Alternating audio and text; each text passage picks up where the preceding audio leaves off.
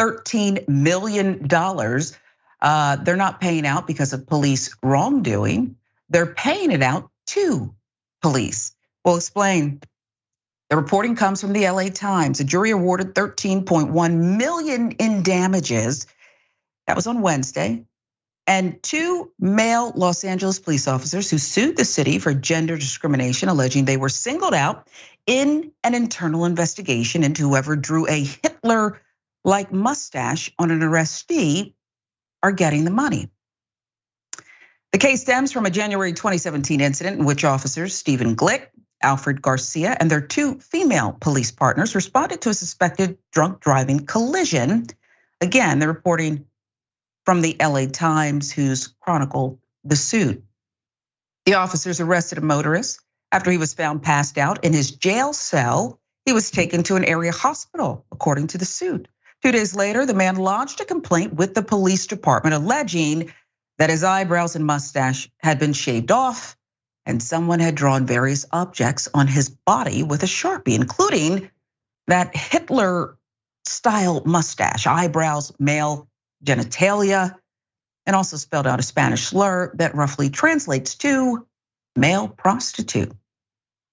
According to the suit, when the department launched an investigation into the incident, internal affairs detectives automatically cast suspicion on the pair rather than their female partners. Now the suit contends, despite evidence suggesting the 2 male officers were never left alone with the arrestee. Glick's body-worn camera was on for the duration of the arrest, with the exception of 12 minutes when the man was being booked at Newton Division Station by Glick and his female partner. Again, according to the suit. Attorney Matt McNicholas, who filed the suit on the officer's behalf, said all of the evidence pointed to gender discrimination, from focusing on the males to the exclusion of the females. According to the suit, then police chief Charlie Beck, remember him? Eventually recommended the officers be fired for allegations of battery, and they were directed to a disciplinary panel called a Board of Rights. Now the suit cites testimony from Los Angeles Police Protective League Director Jamie McBride, that man, who says he was told by a department official the officers were being investigated because, quote, "This is what guys do, not females." Ever watch The Real Housewives? I'm just saying. McBride said in a deposition he learned that paramedics have been known for years to, scrawl messages on patients they're transporting, which he later told department officials. No officers rode in the ambulance with the injured suspect to the hospital, the suit says. Glick and Garcia were eventually cleared of wrongdoing without appearing before a Board of Rights panel, but they still suffered career setbacks as a result of the incident, their suit says. After 4 days of testimony, the jury came back with a unanimous verdict awarding the officers damages. The city could still contest the monetary amount. Spokesman for the Los Angeles City Attorney's Office declined to comment on the matter. I'm not sure where I come down on this one just yet. I have certain things that are sticking out in my mind, Jeff. I want you to go first and react to the monetary amount, $13.1 million, and the underlying facts that the jury essentially found. Yeah, well, my brain keeps going to is this point where it says McBride said in a deposition that he learned that paramedics have been known for years to scrawl messages on patients they are transporting, which he later told department officials. So as you alluded to earlier, if this situation messed up the careers of 2 police officers, then who are the ones who actually did this and what's happening to their careers right now? Yeah, and were they promoted, okay? We've learned, and there's different departments out there, and this kind of thing goes on everywhere. But I think things like the Kobe Bryant, that tragedy, and the things that we discovered, Sheriff's Department, it's unsettling. But so is this. I don't know what kind of person says that, well, women don't do this, guys do. I mean, there's perhaps a lot of things you could separate amongst the sexes, but police are blue and someone did this, or perhaps paramedics, it's a sisterhood, brotherhood, whatever you want to call it. So I don't know who would say that and why you wouldn't figure out, go through all the body cam footage and really kind of pin things down, because that jumped out at me too. How come we still don't know who did do it? Well, for me personally, I was raised by my mom and my sisters and my aunts. And so for someone to say that, what was it? This is something that guys do, not females. Nah, that's not. I don't know where they got that from. I don't know who they're hanging out with. My moms and my sisters and their aunts, they would probably do this today. And they're all full grown adults. So again, I don't know where they got that from. Yeah, I once went to my grandma's house and my poor cousin Eric, hi Eric. He went downstairs and I went up in his room and I poured scope in his bed and his cologne. And it wasn't very nice. And he didn't know for years. Well, maybe it was just hours, because as I recall, I did get in trouble when I got back home. But this is equal opportunity mischief. It is disturbing though that you would do this to a suspect, and who else has it been done to? And that Hitler would be the choice here. I mean, that's his description, a Hitler-like mustache and eyebrows. Who wants to walk around like that when you're already accused of, being drunk? Well, I can't believe I'm about to say this, but it looks like the system negatively impacted the police. I'm just reading the facts. Again, they're reporting from the LA Times, but it appears the jury didn't take long and said, yeah, the police were vindicated and they should be paid a lot of money for that. Now, that's the last thing, and then we'll move on, because I do think $13.1 million for this. Look, you do something wrong, you should pay for it. Taxpayers are gonna pay for it. But I feel like sometimes people die the other way around at the hands of police and they don't get that much money, their families. Just saying, just saying.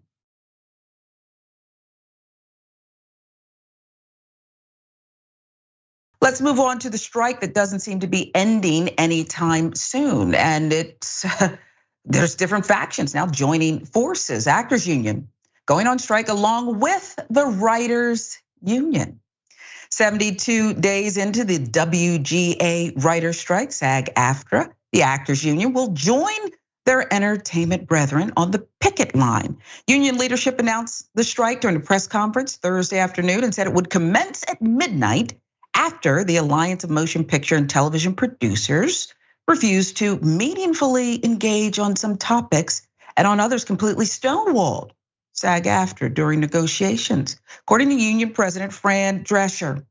Last time both the WGA and SAG-AFTRA were on strike was 1960. Both of these unions striking simultaneously effectively shuts down Hollywood. It's a wrap for now. What does SAG-AFTRA want? What's the union asking for? Well, among SAG-AFTRA's demands, increased minimum pay rates, increased streaming residuals, neither of which have kept up with inflation, and improved working conditions, royalty payments, which are contingent on the number of a show's reruns, are no longer reliable. Streaming, which has shifted to shorter seasons over longer periods of time, has made less work available to actors. And union members want guarantees from studio and production companies about how exactly artificial intelligence will be used. They want to protect their likenesses, make sure they are well compensated when any of their work is used to train AI. That's a real sticking point. For those who believe every actor on TV is rich, here is their response. Watch. The strike is not just about us trying to be richer. The strike is about protecting our rights. So first of all, so that you know, everybody in this business is not rich. My name is Luke Cook. I'm an actor from The Chilling Adventures of Sabrina, Katie Keene, Dynasty, Dollface, and I am not a millionaire. I drive a 2010 Mazda S3. My previous car was a 2006 Ford Taurus. 95% of the actors in SAG cannot make a living from acting. They've got to have side hustles, etc. I am one of those actors. I want you to know that all the TV shows that you guys watch, TV shows and movies, but all the TV shows that you see those actors, you see someone like me, like, who's that? But what's her name? I don't know, but I've seen her on a bunch of stuff. We are the ones as well who aren't able to make our rent, to pay our bills, to get food on our plates, to take care of our children. Actors like myself, guest stars, co-stars, etc. And we're paid chips. I'll give you an example. I did a show called Dollface last year. They put me on a billboard on Sunset. Do you know how much they paid me to be on the billboard? $0. The amount that they paid me to be in the show was not much better. It's not, this is not an elitist person. I don't have a yacht. I'm a working person. I'm a laborer. I'm a journalist. And all the people that you guys enjoy, when you see all of your favorite TV shows, they are journeyman actors. They are laborers. Yes. They are working paycheck to paycheck. So there's that. And what about residuals, you might be asking? Well, let's listen. That's the biggest problem, is that the residuals go down and they're paying less and less. I did a couple episodes of The Nick, I don't know how many years ago, and it's in some form of streaming now, and yeah, I get like $1.25 residuals a couple times a year. That is one example of streaming residuals. Yeah, I did a couple episodes of The Good Fight. Again, $3 residuals, $1.50 residuals. Oh my God, I'm about to be so rich. And you got time. What? The residuals were born initially out of the 1960 strike, which is the last time the writers and actors struck together. Before that, all the people who were on I Love Lucy, The Honeymooners, never saw a further penny from all the however many, in today's dollars, millions of dollars that the studios and networks made off of those shows. Piggybacking on that Orange is the New Black residual post, I remember a lot of comments back when I posted that were like, guys, they got paid up front. First of all, whether or not we got paid up front, that live on in perpetuity. I deserve to get paid for as many streams as that gets. Second of all, we did not get paid very well, ever. And when I say did not get paid very well, you would die. People were bartenders still. People had their second job still. They were famous as like internationally famous. Couldn't go outside, but had to keep their second jobs because they couldn't afford to not. We couldn't afford cabs to set. Okay. So not everybody is Kevin Costner, okay, who's paying his estranged wife $130,000 a month in child support. He can afford it. Not everybody is Kevin, though. And then there's AI, okay? Concerns that AI will replace gifted actors. Why not, right? Looks real. The AMPTP's proposition to include full body scans as part of production requirements has sparked outrage among SAG-AFTRA members, leading to the ongoing strike. The scans would be owned by the production company indefinitely, while actors would only receive a day's wage for their participation with no compensation for future use of their likeness. That's slick, CBR there with the reporting. This can especially affect those background actors. Stadium full of people, hey, you get free lunch and you get a little check. Maybe not anymore. Listen. Still makes under $200 a day. And now I want you to think about it as you hear what the Hollywood executives proposed as part of their AI deals. They had a groundbreaking, I'm quoting them, AI proposal. So what do you say to that? That groundbreaking AI proposal, they propose our background performers should be able to be scanned, get paid for 1 day's pay, and their company should own that scan, their image, their likeness, and should be able to use it for the rest of eternity in any project they want with no consent and no compensation. There are no residuals for background acting. So that one-time payment, that 1 day payment, that's all you get for your image forever. Imagine making billions of dollars off a performer that you have paid $100 or $200 for 1 day's work. Now, doesn't that seem gross? Come on, don't you want to share? Be a little bit fair. How much do you need? We'll get to that But I want to show you this. Actress Lena Holt posted an alarming tactic studios may be implementing. Boy, this is rich. So Snowpiercer season 4 did a full body scan and full range of emotion capture of all the series regulars on the show, not ever telling us the real reason why. Now I know why. And it's really disturbing because I didn't consent. Now, how much money do you need? I deliberately didn't have lunch today because I wanted to get through this list without anything coming up involuntarily. Wait until we show you this. In comparison, here's how the head of the studios have been paid. Now, I thought these were typos. This can't possibly be true, but this is a crack staff we have. They looked it up, they double checked the data. David Zaslav, okay? He hired that guy who ruined what was left of CNN, Warner Brothers Discovery Inc. This can't $498,915,318. The residual checks aren't even the 318. They're not even the 18. You heard the soundbite. Ari Emanuel, okay? And remember, wasn't that hit HBO show based on his character? Endeavor Group Holdings, $346,935,367. Iger, who recently said he may sell off ABC networks because the models change. We maybe don't need ABC and ESPN in that way. Well, he's got some catching up to do if he wants to get where Zaslav is, but still respectable, $195 million. And it goes on and on and on. Rupert Murdoch on that list. And then his son has the nerve to be on the list right after him. So you see where we're going with this, folks. Patrick Whitesell, as I recall.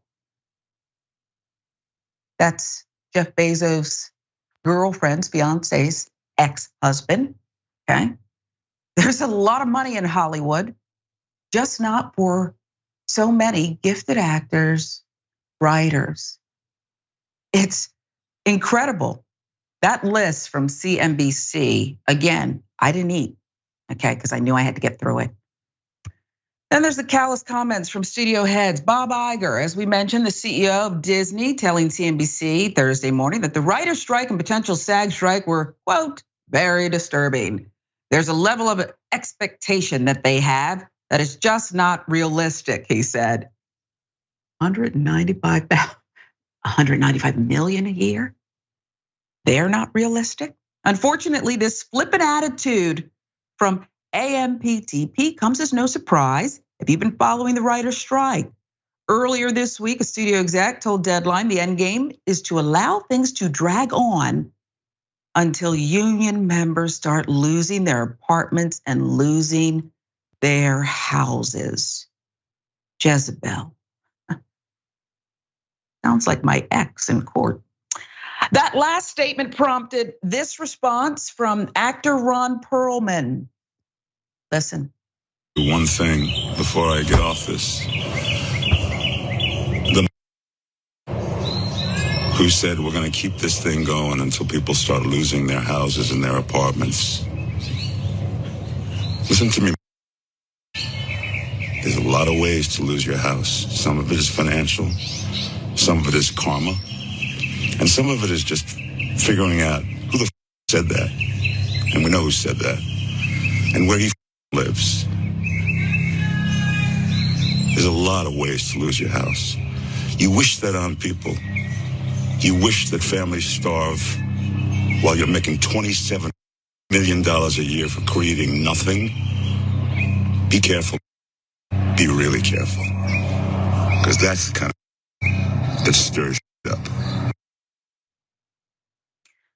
Perlman sounds like, he's issuing a threat there. I don't know if that was fully intended, but I do believe, Jeff, that the universe has a great balancing act. And if that indeed is the strategy here, and let's be clear, it seems like it is.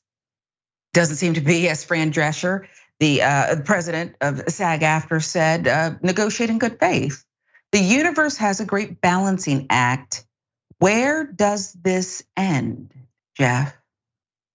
I'm hoping that it ends with writers and actors being fairly compensated. There's going to be a compromise in the middle of what we're talking about. I don't know where. There's a bunch of gray areas, but I'm hoping it can lend itself to, again, people being able to have their work being appreciated in the form of monetary compensation. With all of that said, if we're going to get these people paid, we need actually normal people like me amplifying their cause, because it shouldn't come to this, but a lot of people should realize that the same factors that are going into this strike could come after them too. My face is all over the internet from hundreds of hours of videos I've posted, which, by the way, AI can't replicate all of this, but automation is coming for all of us one day. So you better take a stand right now for these people. I don't know why they're going after millionaires, some of them, instead of the billionaires. We should go after the billionaires and multi-millionaires. Yeah, and the former exec or the media mogul Barry Diller, I saw an interview where he said, "Look, here's how you can end this thing: the top execs and the top actors, okay, again, Kevin Costner, should take 25% less, and that'll be good. That'll square it for everyone because they're making so much more than the rest." I think that there are too many people who subscribe to greed is good. Who needs $500 million? Some people think they do.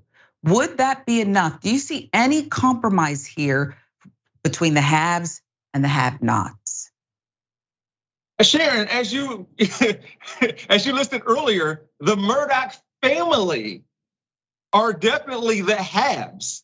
Like, honestly, so the haves and have-nots. If we have what the Murdochs made alone, that can probably fill up what the writers and actors are demanding for right now. So as far as the compromise, no, I think ultimately, oh gosh, I'm hoping the writers and actors don't lose ground. That's what I'm hoping, but I have a feeling that they might, because they might be the desperate ones here, because there are people threatening to have actors and writers losing apartments and jobs and wages just to wait this thing out. But we've seen actors and writers make headway in the past with strikes, so hopefully they'll go there and not be replaced with like reality TV or something like that. I can already see it. Kenya is gonna get her own show, okay? Nene's back, okay? No. The blonde lady who I actually like her, Kim, what's her face? The divorce is off and she's gonna probably get another run at her show, because if this thing goes on for much longer, the other thing that Barry Diller said was Hollywood will end as we know it, and there'll be no coming back from that. You gotta give people an out. Gotta give them something, or else. That's what I think.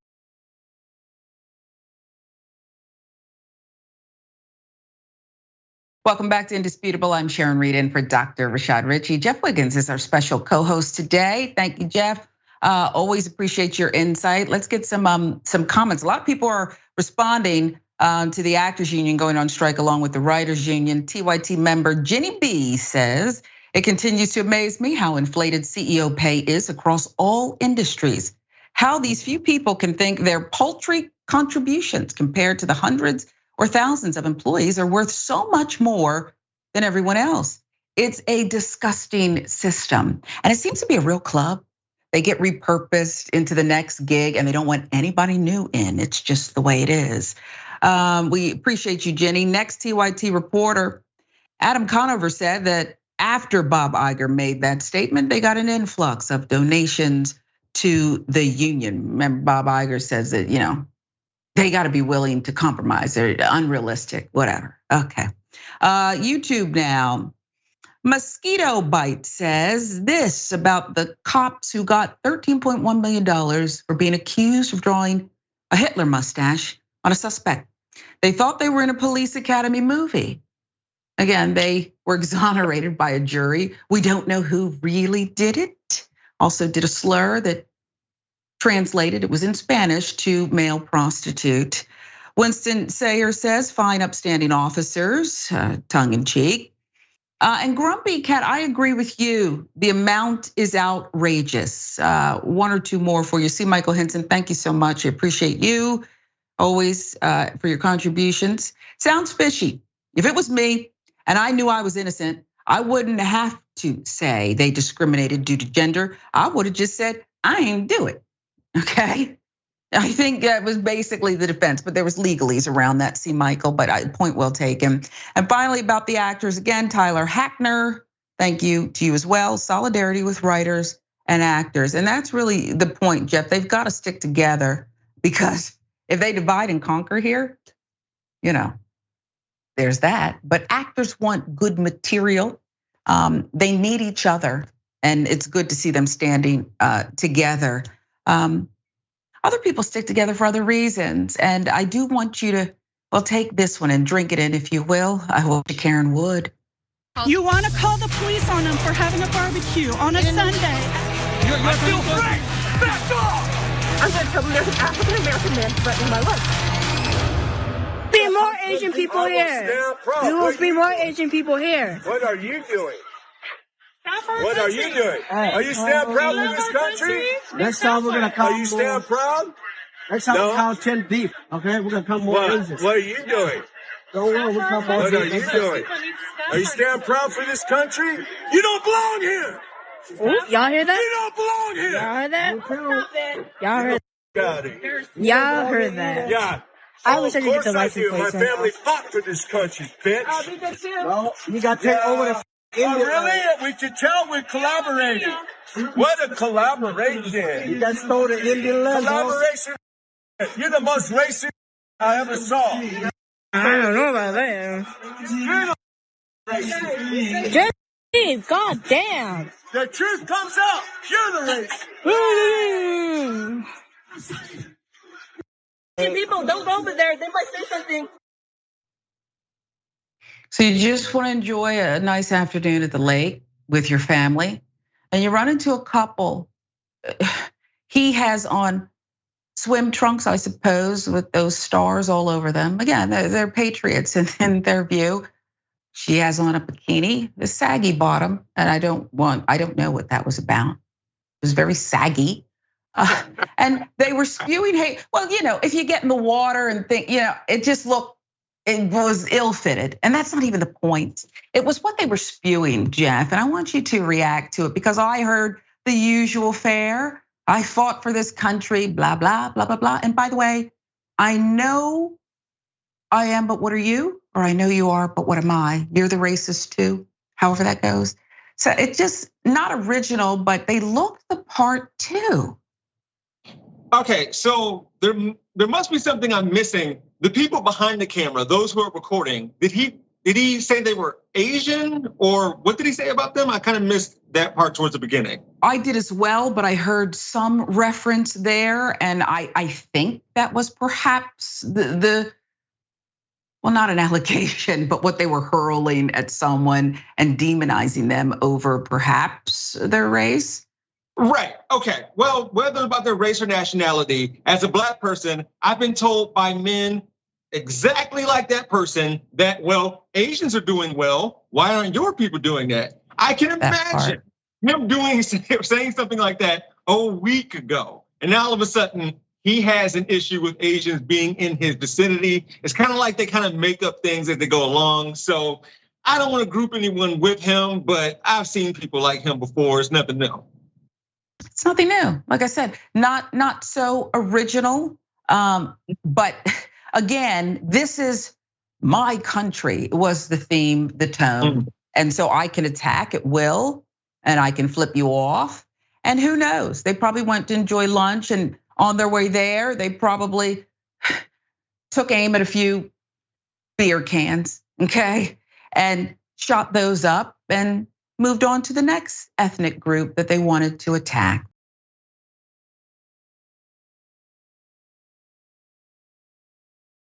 We're gonna move on because there's an update on another Karen, and we do like to keep up with them. And when things go on, let you know that something new is in the case. This Karen who harassed a Black man fishing, fired now. You're out of here, okay? There's been an update to that Karen. And first, let's remind you of the original crime, if you will. Hello. How are you? Good, how are you? You guys residents here? Are we bothering anyone? Don't touch it. Don't touch it. Sorry? All right, well, this lake is supposedly for residents only. So, thank you for filming. I'm not giving you permission to film, so she's not. Take a picture of your license plates and forward it on. Hey, so y'all hear what I go through, right? This the third person.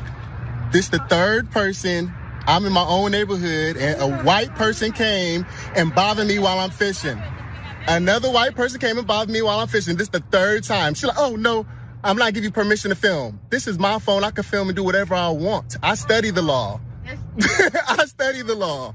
Thank you. I'm sorry. Hey, well, don't leave now. Do you want to say, hey, do you live here? Where you live? What's your address? Where do you live? Where do you live? This is unbelievable. Where do you live? Why? What's your name, by the way? Because at the next meeting, I'm definitely going to mention you. Her name is Karen. wait. Matter of fact, let me turn this phone around. Let me go ahead and get your. Apparently he does know. He knows at least the bylaws of this gated community. Okay, so you saw that. The Karen who approached Anthony Gibson and his companion while they were fishing, minding their own business, at a local lake in the West Georgia city of Columbus, she's been fired. She caught something, all right. A trip to the unemployment line. Her employer said, you gotta go, okay? Mind your own business. The background, identified only as Tanya by her former employers, the woman approached Anthony Gibson and inquired about why he was fishing on the private property where she resided. Unbeknownst to her, Gibson's father owned a home in the gated community and was fishing under his dad's authorization. That according to the Daily Mail. Gibson calls the area his neighborhood. You heard him in the video say that. According to the bylaws of the community, guests of homeowners are permitted to use the lake. Lena Blackstar with the reporting. The woman also did not know that Gibson was an aspiring social media influencer, had documented the exchange between the two and posted it online. In just days, the clip went viral, 7.5 million views, and eventually reached the place where Tanya, is it Tanya or Tanya? I think it depends on where you grow up. Sea Glass Therapy, her former employer. Her employer posted a statement about the termination. Let's quote it. We stand against discrimination of all forms. We have terminated our business relationship with the independent contractor, Tanya or Tanya, in order to uphold our values and standards. It continued. We strive to be a service to our community and do whatever we can to accommodate the needs of it, operating with integrity. If I need therapy, Jeff, I may drive an hour or two away and go to Sea Glass, because I like that they didn't just fire her, but they issued a statement as well saying, not so much. What say you? Well, it's probably Tanya, but yeah, that's so. neither here nor there. Moving on. I'm glad the internet works so fast in this situation in order for the positivity of justice, because we just did this. I was here Friday and we just reported this. And so it's great to come back Monday. Thank you for the producers who have me so often, and see that justice has been served. I am really happy about that. Although it hasn't circulated enough that people will not leave this man alone. He just wants to go fishing. Why do you think, and it is a phenomenon, I'm nosy, okay? I've been a reporter my whole life. I like to learn about things. I like to inquire and ask questions, but I don't have a thirst to sneak up on a black man in a fishing hat as he's casting his pole and ask him where he lives and what are you doing on this property? What is this desire to mind everyone else's business? Yeah, so I was gonna ask you because like they see him, and I was gonna ask, like, are they wondering how did you, black man, get to such a nice area or get to do something that, where you can be minding your own business? How are you here? I know how we're here. What are you doing here? Is that what we're seeing? Because that's how I'm taking it. I think you're taking it exactly right. They have no concept, these Karens, male Karens as well, that you could actually work for a living, have a father in your life who says, sure, son, come on over to my gated property. I want you to go fishing over here, okay? And hopefully no one will disturb you. It's sad that he was disturbed multiple times, but now Karen has all the time in the world to fish. And I hope she catches a big one, okay? I do. Much more indisputable when we come right back.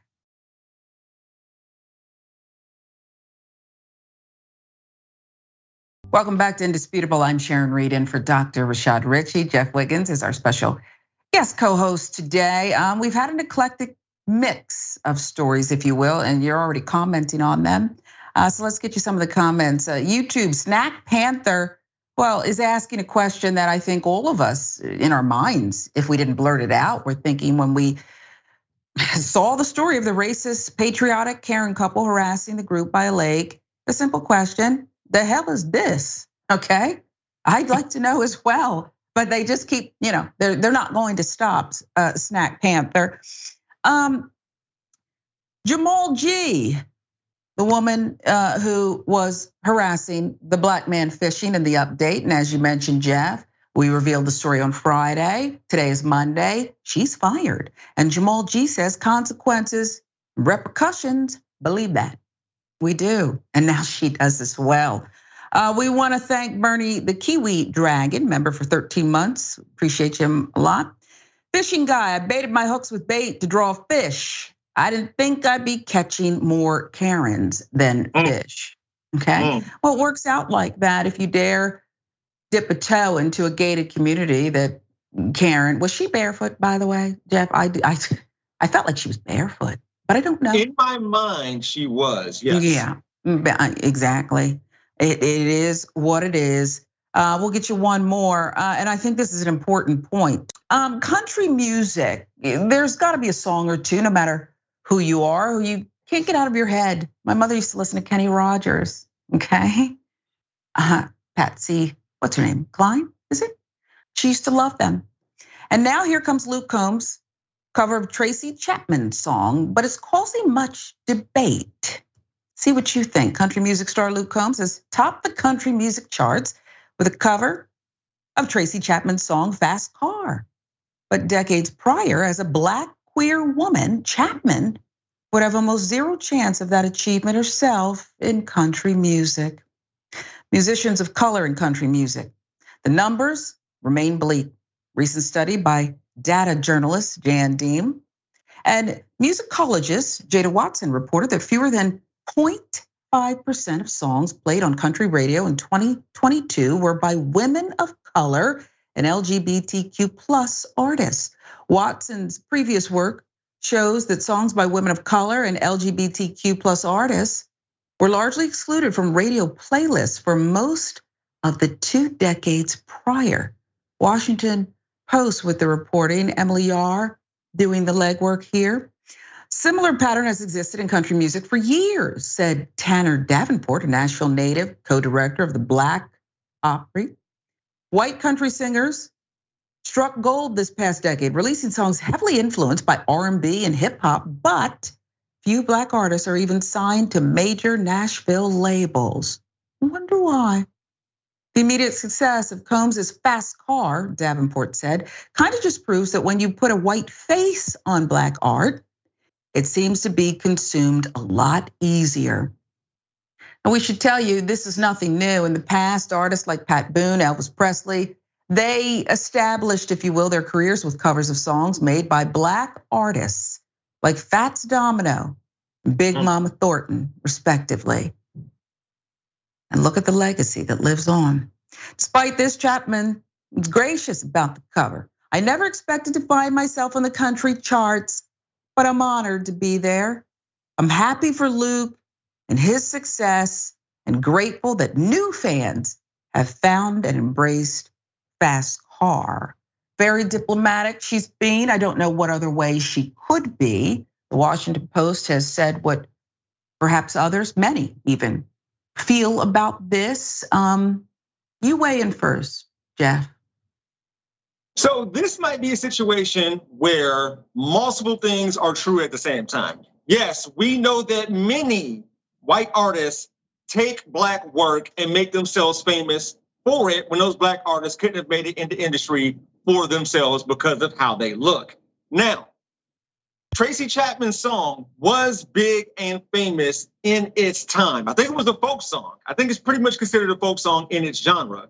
For Luke Combs to take it, not change anything about it, and then make it a country song is a little fishy and does have some remnants of racism in and of itself. With that said, I do want to add some details and nuance. Some black artists have taken white songs and made them famous as well. However, they changed a lot about those songs. One of the things I have in mind was Dolly Parton, I Will Always Love You. Whitney Houston took that and dominated everything about it. So yeah, Luke Combs, a little bit of racism, but it's gone the other way also. Yeah, and in the way it's being received, there are so many talented artists, and to learn that this is 2023, and as we reported from the Washington Post, not many are signed to these Nashville record companies. And by the way, Dolly Parton made about $10 million off of her royalties, and she praised Whitney Houston, and then she took the money and she said, I'm gonna give back to the black community in some way. And she bought an office building in the heart of black Nashville and called it the house that Whitney built, because Dolly Parton's a real one and an ally. But I do think that it's undeniable, and it's not necessarily calling out Combs, but it's undeniable that what changed a white face instead of a queer black woman who's a tremendous artist. Absolutely. She's a tremendous artist. I love her. I'm gonna download the song again. But she's gonna get paid from this. She's been gracious and decent about it. But you wonder, because it's gonna take perhaps country music to take a good look at itself. And it's a very insulated core group with not much diversity. They'll have to change if they want to, but they're very protective, it seems, of what's going on in Nashville and the genre overall. I'll give you the last word. Yeah, I do want to clarify. I'm not saying what Luke Combs did was racist. He took a dope song, decided to sing it because the song is incredible. Tracy Chapman is incredible. But the fact that it made it the same song, the exact same way, didn't rearrange anything and made it to the country charts, that has some little remnants of racism that I don't really like. I think you're exactly right. And you know, I was thinking that I saw, I think it was Kerry Washington something over the weekend. And I thought about it. There's so many great black actresses who have not received Oscars or nominations or recognition mainstream. I was watching a movie, I believe it was a Will Packer movie, on a plane recently, Girls Trip. And it's a fun comedy, of course. But it reminded me that there's so many who we love them. And when it comes to mainstream, they're not getting their due. Maybe one or two will squeak through. Remember Hallie's acceptance speech? And it just makes me sad, because at the end of the day, we all just want to be appreciated for good work, and money can't solve all of that. So even though we know Tracy's going to get paid, it does seem to me that it takes us and it makes us feel less than at times. If you're a person of color, you just want your due. You just want your due.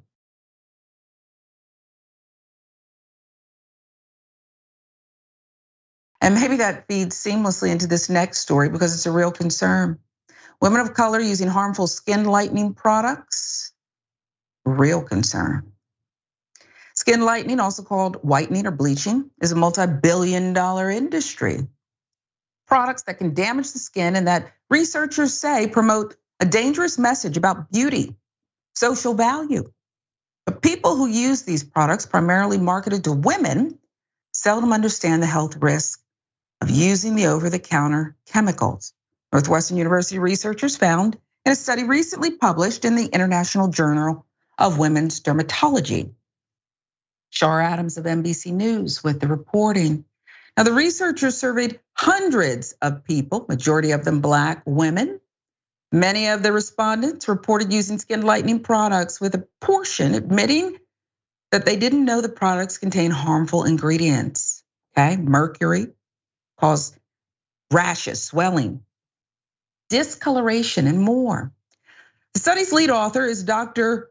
Rupal Kindu, founder and director of the Northwestern Medicine Center for Ethnic Skin and Hair. Dr. Kindu said, quote, "The vast majority of times, skin lightening is really used with the goal of treating a medical dermatological disease or post-inflammatory hyperpigmentations. But sometimes it is used in the space of wanting lighter skin and the constructs of beauty compounded by light and dark skin." She continued, "We've done other work in that space trying to understand why people might use these products. It's back to lighter skin being more aesthetic or considered something of value among certain communities. This is centuries in the making, generations in the making." Respondents who use skin lighteners reported experiencing colorism in their lives. Colorism, or color bias, is a system of inequality in which lighter skin on non-white people is considered more beautiful, socially acceptable, deserving of privileges often denied to people with darker skin. Black men with light skin are perceived to have more education than those with dark skin. Skin tone plays a role when job applicants with dark skin compete with light-skinned applicants. Meanwhile, Black people with darker skin face harsher prison sentences than those with light skin, according to research published by the University of Chicago. Northwestern's recent study highlights the health disparities for non-white dark-skinned people. Although colorism is pervasive among Black Americans, such bias is a global issue and exists across nationalities and ethnicities. It has persisted in India for centuries as a result of casteism, colonialism, and in 2021 Pew Research Center poll of Latinos, several said they face discrimination and barriers to upward mobility as a result of having dark skin. In Hollywood, starring roles tend to go to light-skinned actors over dark ones. So Ronald Hall, a Michigan State University professor, has written several articles and books on colorism, including Interdisciplinary Perspectives on Colorism and the Historical Globalization of Colorism.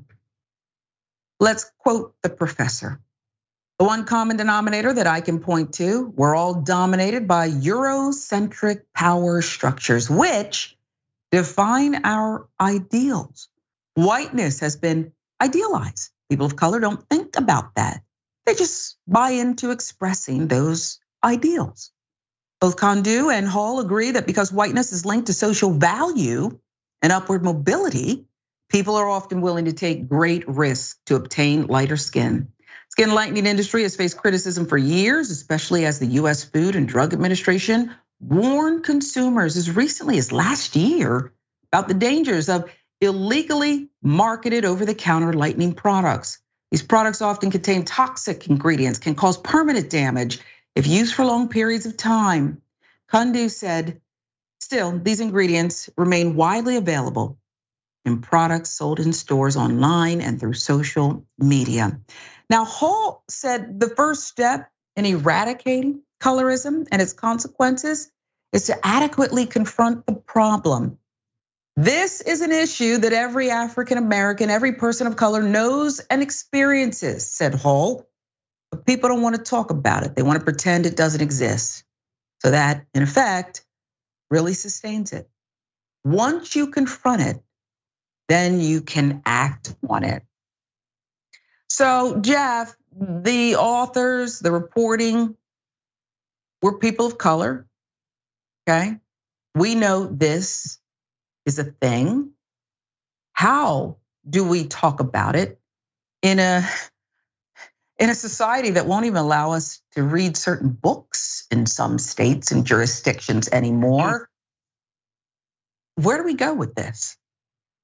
It's being honest, and you just did it a second ago when you mentioned how this is a problem in Black communities as well. I'm on the lighter side of the Black spectrum, a little darker now because of July I'm somewhere on the number 4 on my toaster when my kids make Eggo waffles. That's my complexion right now. Get a little lighter in December. With that being said, this doesn't necessarily apply to me. I'm on the well-perceived side of this. Darker skinned people who are darker than me, they don't get treated as well. We've seen this when it comes to job interviews and roles in Hollywood and everything else that goes along with this. It is very difficult, but at least be honest about it. I probably get more privilege because I'm lighter and I had nothing to do with it. My dad is ultra light skinned, so like I get it. He has hazel eyes and stuff like that, whatever.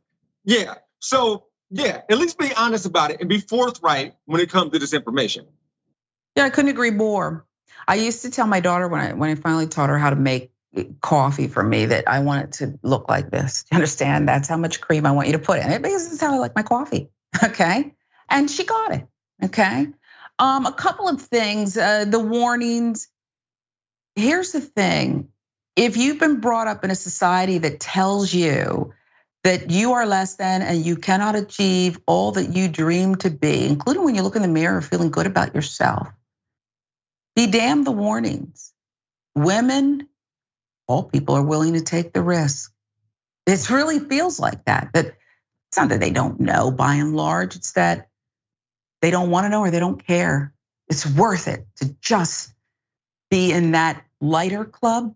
The other thing is, it's so stupid. If we really sat down and analyzed colorism, Jeff, and this Eurocentric way of thinking about what is beautiful, it's ridiculous. What is coveted is the one thing that if you don't have that skin, you probably can't change enough. And that's why it was done. But we don't talk. So when you say what's real and getting to the heart of things and just speaking it, isn't that part of it? We have to unpack all of it. Yes, definitely we have to unpack it. There's a bunch of implicit, explicit bias that we have that we need to like look down, search within ourselves to say, what is this about? Why am I like this? And not just presume that we aren't that way. I think we all are like that a little bit. So maybe we could just talk about it a lot more than we currently do. You're absolutely right. It's going to take all of us coming together. Much more Indisputable. I'm Sharon Reed in for Dr. Rashad Ritchie. We'll be right back.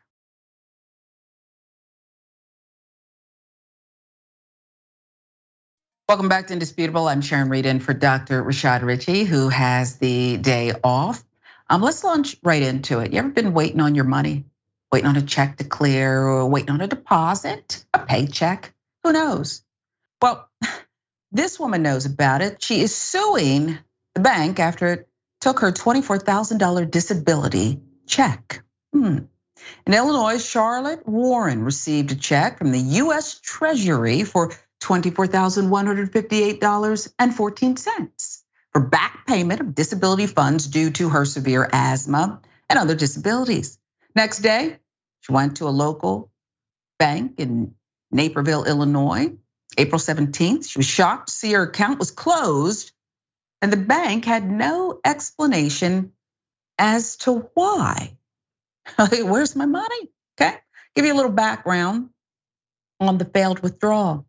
The Illinois woman filed a federal discrimination lawsuit against Bank of America after it accepted her deposit of a check she received from the US Treasury, closed her account, and refused to give her any money or explanation, as we said. When Warren returned to the bank the next day with her daughter, she went to the teller and asked about her account.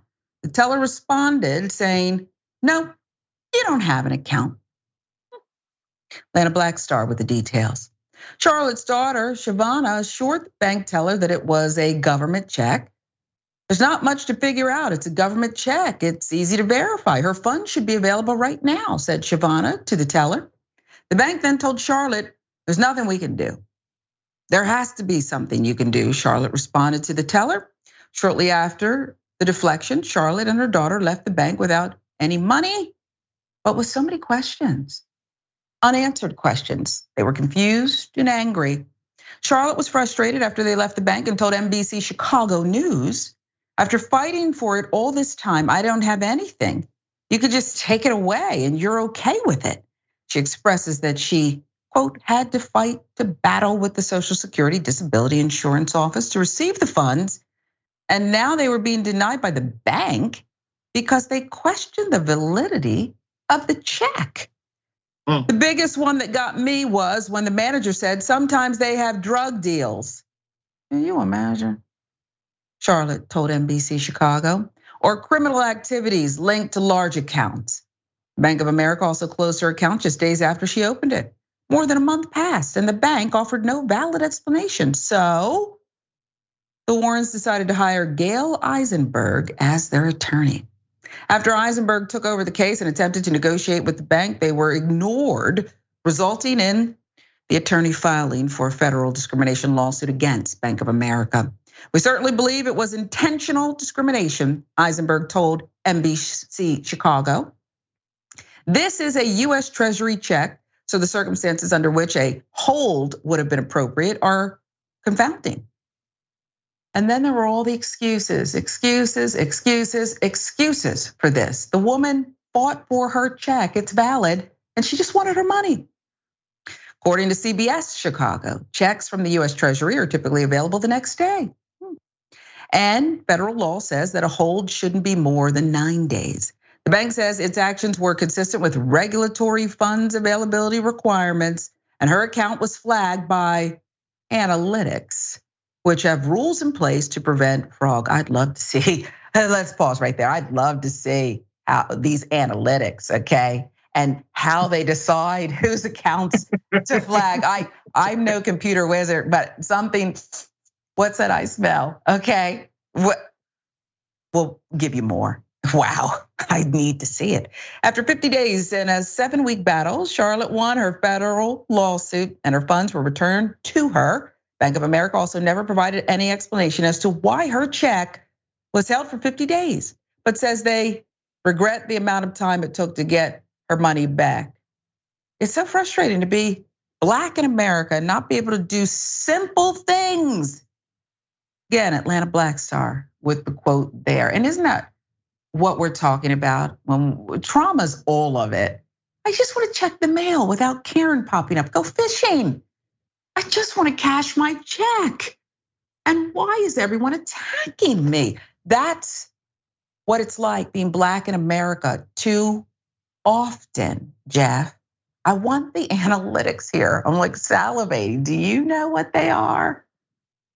No, hopefully people couldn't hear me typing and clicking because I was looking up job descriptions and what people at banks should and should not be doing, just in case there's like an investigation as to why you're presuming something happened because of a drug deal. Like, is that your jurisdiction? Is that what you're supposed to be doing? Is that what you're getting paid to do? I don't understand why that, well, I just lied on camera. I apologize. I do understand why someone would presume to even assume a drug deal was being in place. With that being said, that's people's money. You don't mess with that. Like might be a common theme about what we've been talking about today with the actors and writers and everything like that. People are already hurting in the financial and economic realm of this world. Please leave people's money alone. Yeah, and I hope that she didn't just get the 24,000 and what was it, 14 cents? I hope that they were penalized. Interest plus a penalty here. What are you doing? And I think they should be forced to explain why they did it. I'd be curious to see where this particular Bank of America branch is located in Chicago. Is it one of the rare banking institutions in a Black neighborhood? Don't talk to me about drugs, drug dealers, large checks. This is Bank of America. You've not seen a US Treasury check? You can pick up the phone. They don't even have to pick up the phone. All that typing they do, it's not just at the airlines where it's so loud. You know that typing they do when you're at the window? This is just verify it. Verify it, okay? Instead, they didn't do it. So thank you, Attorney Eisenberg. Thank you to the Warrens for fighting for their rights.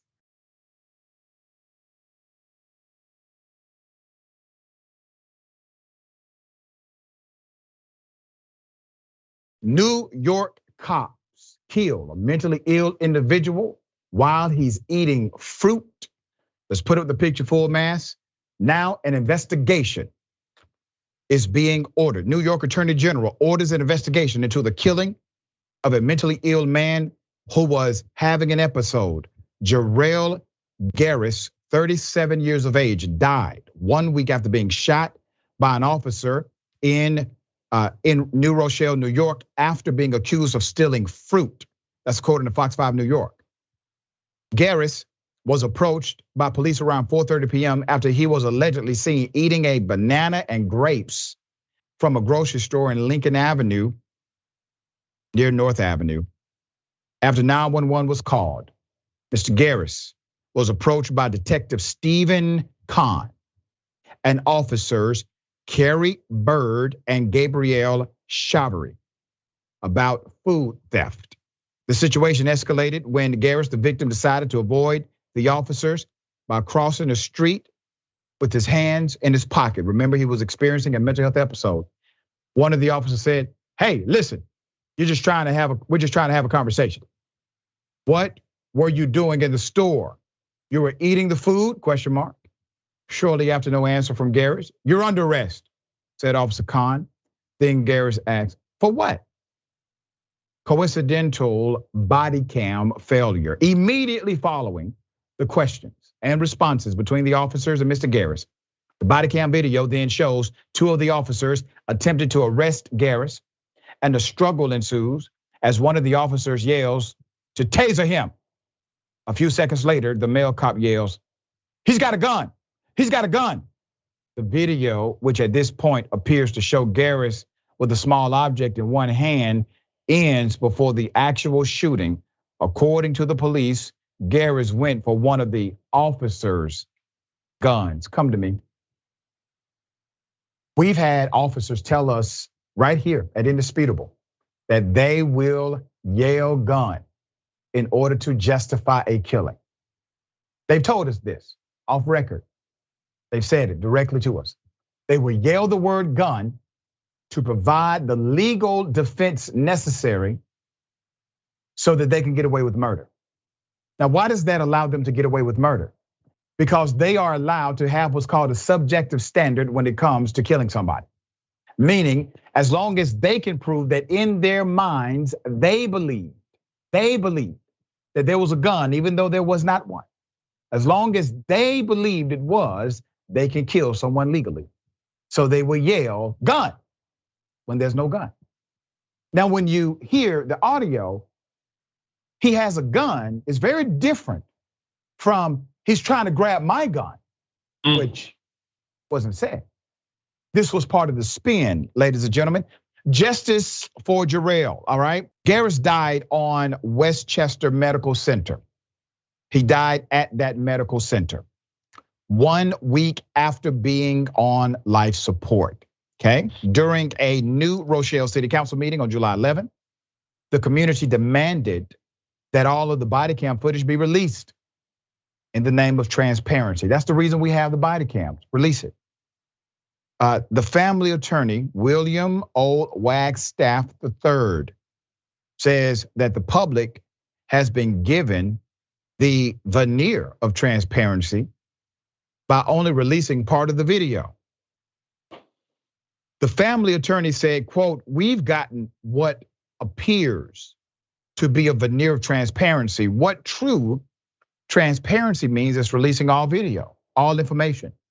And they haven't done it." Acting president of the NAACP in New Rochelle, Aisha, says the police are not the judge and jury and executioner. Garris reportedly suffered from schizophrenia and other mental health issues, according to his family. Reverend Jamal Hollis noted that he was having an episode on the day he was shot and criticized the grocery store for calling the police in the first place. It is obvious that that day he was having an episode, said Hollis, the family reverend.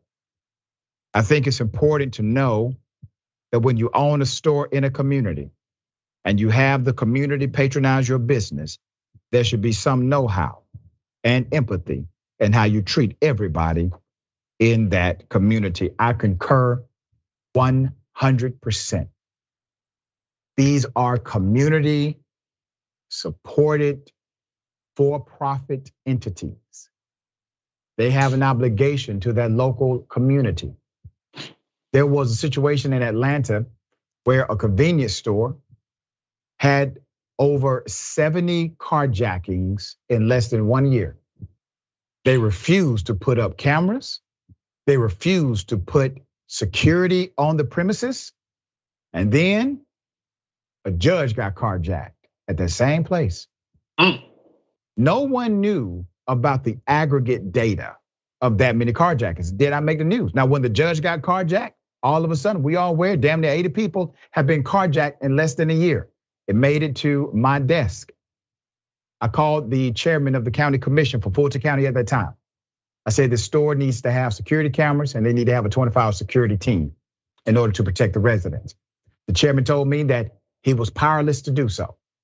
This was a Wednesday. On that Thursday, I made another call so that the store would simply enact security measures to protect the community.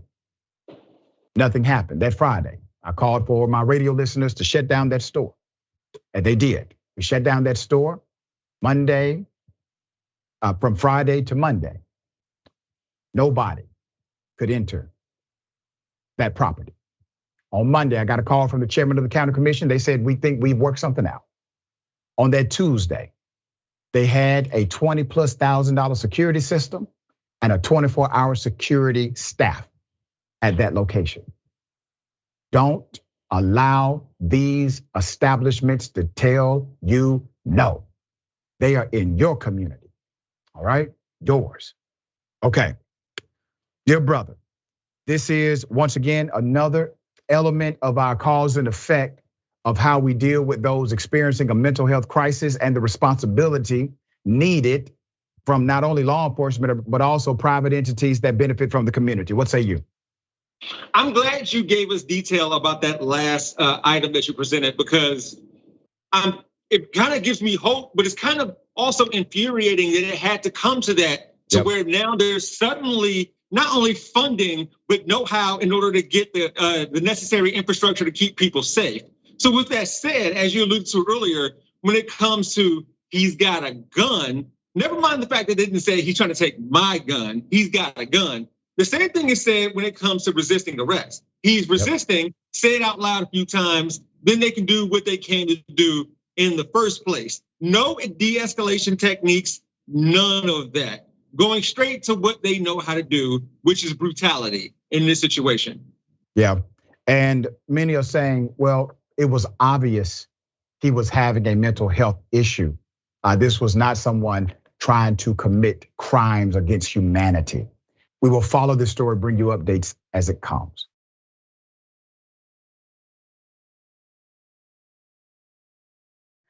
Now, I love this story. I love this family. They want to be together. A Black Las Vegas man stepped up big time and adopted 3 brothers. Aren't they cute? I love them. I just love them. In March 2022, People magazine featured 6 groups of siblings in foster care waiting adoption. 3 young brothers, 11-year-old Tavion, 10-year-old Irion, and 9-year-old Tavon were among those featured. Wow. I just can't stop staring at them. That's not bad either.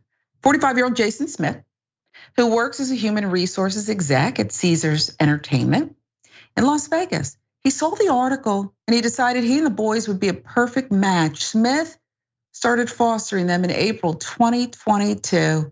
And in June, an interview with WDSU's digital team stated he was fully invested and reassured them and their caseworker that this is it. The brothers had experienced a rough few years after living in 5 different homes in 5 years. They were also recently separated from their 2 younger sisters after the girls were adopted by a Nevada couple. In early April 2022, Smith met the boys for the first time after school at a McDonald's. They immediately clicked. Let's make sure they like you, Smith recalls the caseworker saying. Play date, then a sleepover followed. It just took off, he says.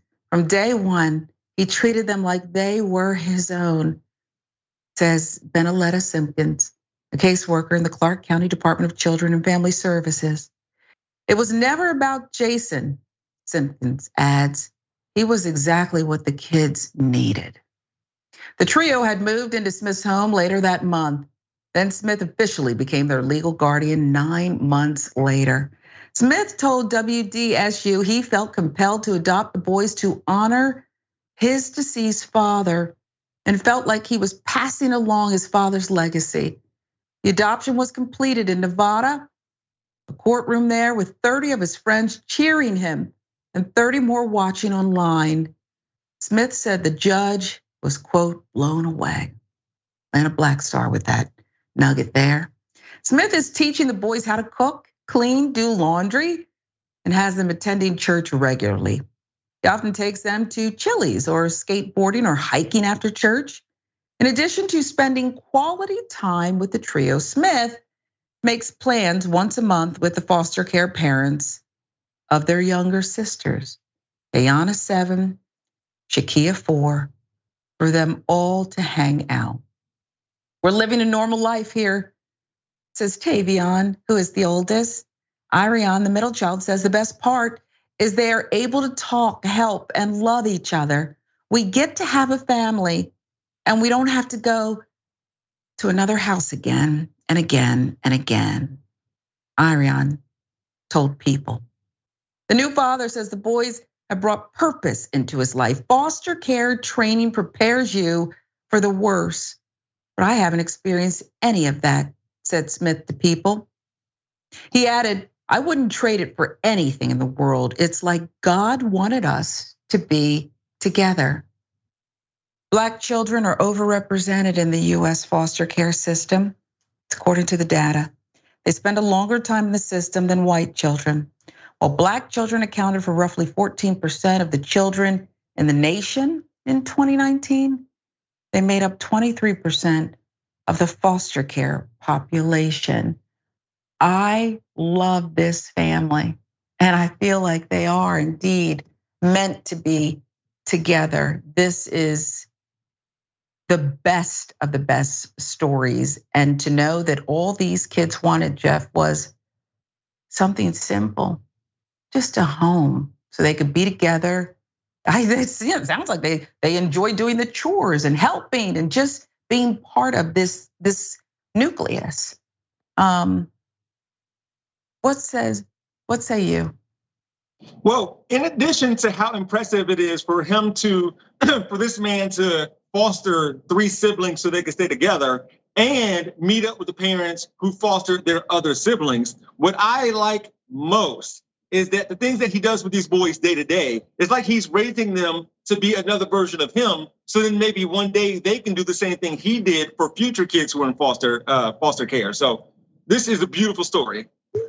Yeah, I couldn't agree with you more. And it's like there's a lot of good families out there, and there's a lot of people who sacrifice and do right by kids. We often have the horror stories, but this just seems like the perfect match. This man, this particular man, and his village, it sounds like he already has a village in place, is exactly what the doctor ordered.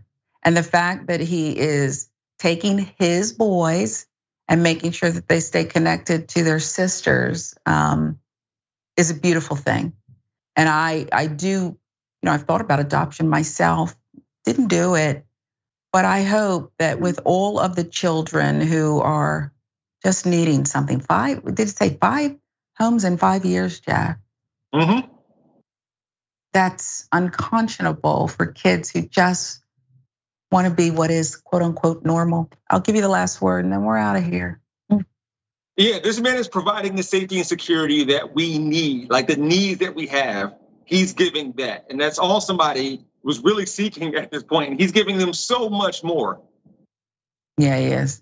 Well, God bless him. I hope that at some point they'll be on the program because I'd like to hear more of their story and updates. So hopefully we'll catch up with them. Tell people where they can find you real quick, if you can, Jeff. Yeah, Rebel HQ every day of the week. And I also have a YouTube channel called We Gonna Be All Right. We Gonna Be All Right. Much love to you. Always appreciate your insight. I'm Sharon Reed, in for Dr. Rashad Ritchie. And we'll see you in the future there. This is Indisputable on TYT.